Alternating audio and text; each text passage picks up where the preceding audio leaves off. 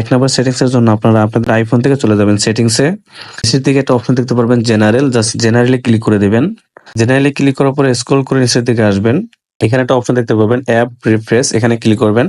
এই যে background apps refresh আপনারা দেখতে পাচ্ছেন, অলরেডি কিন্তু আমি এটা অফ করে রেখেছি।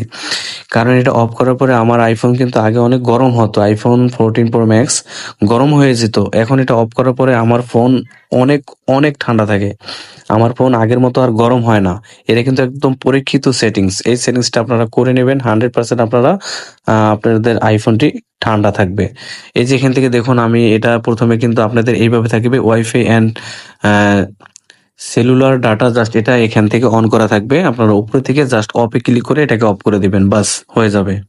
তারপর এখান থেকে ব্যাকে চলে যাবেন। আমি সম্পূর্ণ ব্যাকে চলে গেলাম। ব্যাকে যাওয়ার পরে এখন আপনাদের 2 নম্বর সেটিংসটা দেখাবো। 2 নম্বর সেটিংস এর জন্য আপনারা আইফোন থেকে সেটিংসে চলে যাবেন। স্ক্রল করে নিচের দিকে আসবেন। এখানে একটা অপশন